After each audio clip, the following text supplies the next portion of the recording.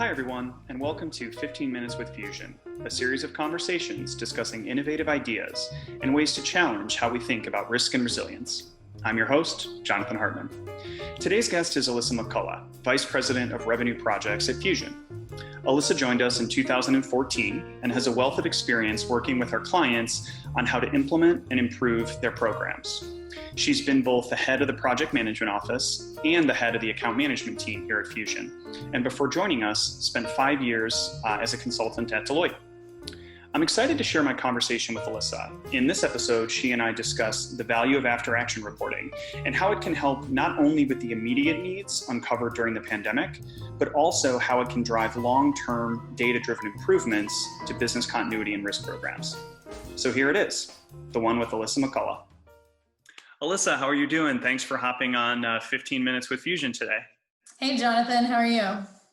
Hanging in there. I know we're only a few short miles from each other, but glad we're able to connect virtually and have you join us as our second guest on the video series. Yeah, thanks. I don't think I've seen you on Zoom enough, so this is great. Absolutely, right? Not enough video calls.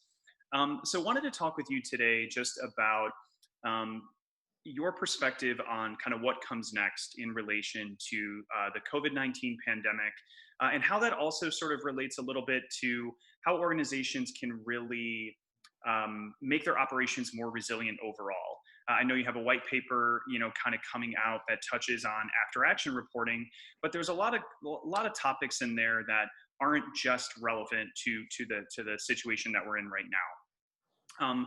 So I guess first and foremost, what are your thoughts on kind of why after-action reporting is so critical, and how does that relate to what clients can do now as well as in the future? You made some really, really great points in there. Yeah, absolutely. I think there's always that concept of forgettable pain, right? I mean, I think that a lot of the pain points now will ultimately be forgotten or thought of as maybe too trivial, to really take note of now. So now is really the opportunity to spend a little bit of time capturing all of those lessons learned. Even if you didn't have a solid plan going into this, you can capture what you wish you would have had going into this. And that's a really great baseline for preparing you to kind of tackle challenges like this in the future. One of the things that a lot of our customers are experiencing is a very strong executive spotlight on whether or not they were or were not prepared. And I know that that's a little bit of a double-edged sword because practitioners in this space typically struggle a lot with engagement. So I would say this is also an excellent opportunity with the sense of urgency that really flows throughout every organization at this time to talk about how better your program could be with using the learnings that you have now.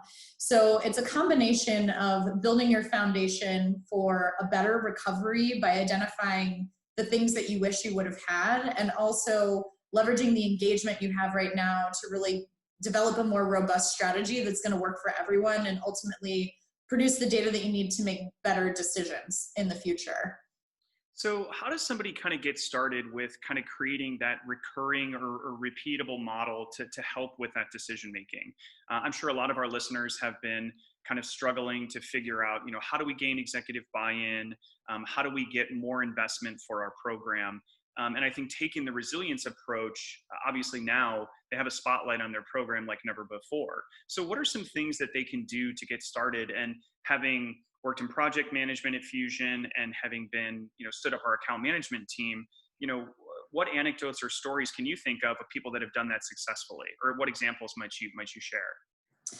Yeah, absolutely. I think there's, again, it's a lot of this, your starting point to developing a strategy is really going to depend on what you already have in place. There are going to be things that work and don't work. I think there's a combination of trying to build on the existing foundation that you have. So don't try and rework every little detail, as well as allowing for flexibility, being very honest about what is and isn't working, understanding that, kind of unpredictability is going to be the status quo going forward. It already kind of was, but I think this really just highlighted how quickly things can change on such a mass scale, and how no matter how prepared you thought you were, you probably didn't have an answer for everything that happened in the last 3 months. So leveraging the foundation, but also encouraging creativity. I think what you want most importantly is the ability to have a strategy that can adapt. So it's really more about getting the right people in the room who can help make quality decisions, and then allowing people to be creative with the solutions they come up with to enact those decisions. As you mentioned, being repeatable is really important. It's not something that you should just be convening at the time of the worst crisis that many people have ever faced. It's something that you need a regular conduit of information to help ferret out things that may go wrong in the future. And I know in some cases, it's hard to make that case for why I should plan for things that seem maybe unlikely or not, inevitable. But I think given the actual operational and financial impacts that companies are facing, this concept of resiliency is really about protecting revenue, reducing downtime to keep operations going. So it's worth some level of investment there. And I think, building on that, practitioners can use this opportunity to shine a light on how what they do is directly the actionable arm of supporting those top line and bottom line goals that their executives really care about. So there's a lot of things that I kind of want to pull out of what you just said there. Thinking about the creative problem solving, right? I know you're a puzzler, so the first time, as am I, it's almost like the first time that you're doing a crossword puzzle or you're trying to figure out some trivia or some other type of, mystery, right? You don't exactly know how to approach it, but over time you kind of develop that muscle memory, you learn different patterns to identify, but you get through that initial struggle, right? You're not going to be, top of the trivia board the first Wednesday that you go, but over time, you start to identify those patterns. So, thinking creatively, I think that's a really good point, because it's, when we say flexibility, we don't mean chaos. And we also don't mean that, when you design the system, it has to be perfect and rigid.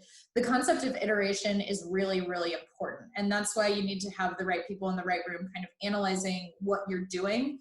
Ultimately, you need to tie that back to the value. If what you're doing isn't helping you be prepared and it's not giving you good information to make better decisions, then why are you doing it ultimately? So that helps drive the prioritization. And the concept of iteration is exactly what you said. It's all about puzzling. You might think these are the top 5 right things, but what you need is the ability to understand, based on your executive priorities, if what you're doing are the right things. And if they're not, adjust that approach very quickly. So you want to plug and play, and don't let, this is an old cliche, but don't let perfect be the enemy of good, right? You're going to have to fail through a few of these things. You're not going to get it right the first time. And the structure that you put in place needs to be accepting of that fact. Yeah, that's a really good point, right? I mean, I don't know if you know this, but I have a sticker on my laptop that says done is better than perfect. And so going through that iteration and identifying failure, I think is a great point. You mentioned multiple stakeholders. I think now more than ever, and I touched on this with my initial conversation with David Nolan, we're actually seeing how interconnected all of our organizations are, whether it's internal operations, internal business units, relying on third-party suppliers and vendors. When we think about internal and external stakeholders, what are some recommendations or maybe some insights you can provide on how to engage these new stakeholders, whether it's our executive team, our suppliers, public infrastructure? How does one start to rationalize and think about those things? Yes, that's an excellent point. I think a lot of risk management organizations, business continuity organizations, disaster recovery organizations have typically been set up in silos and typically oriented around, addressing a regulatory concern or an audit, requirement. So that in and of itself is kind of, works against what you're talking about, which is being able to look at a data foundation that really allows you to see cross-function. How is this business process going to be impacted by what we've got going on in vendor management? Ultimately, you need executive alignment to really break down those silos. I think it's very challenging to try to get a bottoms-up type of collaboration going. And you need the executives to understand how, in order to have that holistic view and balanced view of where your risks and vulnerabilities actually are, you need engagement from all of those functions that we were just talking about. So what it comes down to is, what do you need to know to better run your business? And that information is going to come from multiple different facets of the business. So how do you get those people in the room, whether it's, your most critical business function owners, whether it's your most critical vendors, working together in order to make better decisions. So I think executive alignment is really the key to actually achieving that. As I mentioned, bottoms up is something that people try and aspire to, but really, it's an uphill battle every way, trying to win over a single business department head, right? But when the executive asks, well, why did this business process go down? And you're able to say, well, this critical vendor was unavailable, and because we don't work together, we didn't know that. That becomes a very powerful way for the executives to start engaging other executives to build that actual operational resiliency view of the world.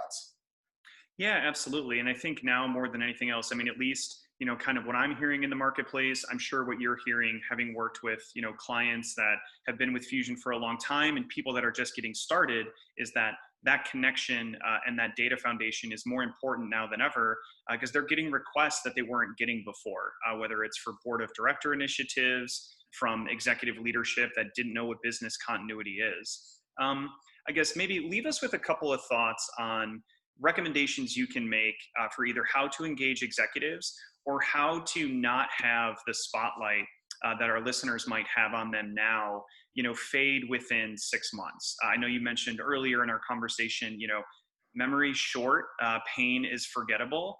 But I think regardless of whether or not there's a resurgence of this pandemic sometime later this year or even next year, what are some ways that, people can think about how to take what's happening now, capitalize on it for their program, and sort of set a foundation for the future?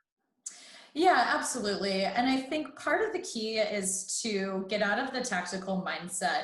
Though I know many practitioners do whenever they're thinking about it. A lot of the data that they're collecting is very kind of program oriented. This is how many of X I have, these are how many I have left outstanding.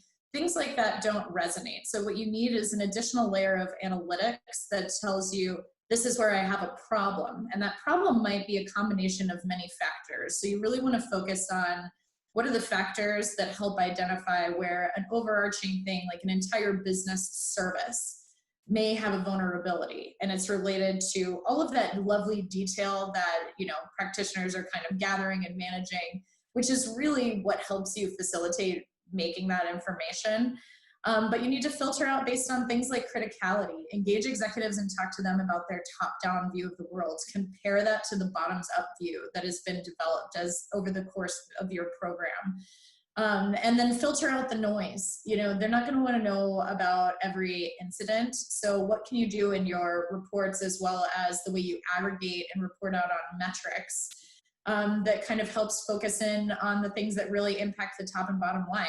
What do executives really care about? Increasing revenue, cutting costs, reducing risks. Having that fundamental kind of three-prong approach to what you're reporting. This site has a vulnerability that is going to potentially delay operations in X, Y, and Z way. Tying back your results to what the objectives are of the executive is a very powerful message. And you can do that in some ways systemically, and in other ways it takes a practitioner really getting to know their own business, reading their executive priorities, focusing on what the ultimate goals of the companies are in the short term and the long term. And that's definitely not something that, technology can solve for you in terms of an alignment, but it certainly can facilitate you getting to some really data-driven analytics that support the things that you're going to highlight, either as risk areas, as revenue, or as cost savings. Yeah, you have to kind of transform, your mindset in how you look at your program and what it does, how you position yourself internally. There's probably some sales and marketing folks on LinkedIn that would love to deliver some pitch classes for how maybe some of our listeners can sell their program internally, but also transform how they think about data. that's one of the things I've noticed you really focusing on in our conversation is it's not about plans, it's not about assessments, it's about the information that we're gathering when we conduct those things, really helping to align to that top-down approach of what's important, how do we reduce risk, and how can we kind of support those initiatives. Yeah, and I think you bring up a really kind of it is an interesting time for this industry. It is certainly going to be transformed from an audit function, from a siloed, I need my business continuity plan, therefore I am prepared type of mentality, into something that is the, you know, the market's starting to call it operational resilience, which is really around transforming both, to your point, what a practitioner has to do, what their role is, what this program should ultimately be responsible for.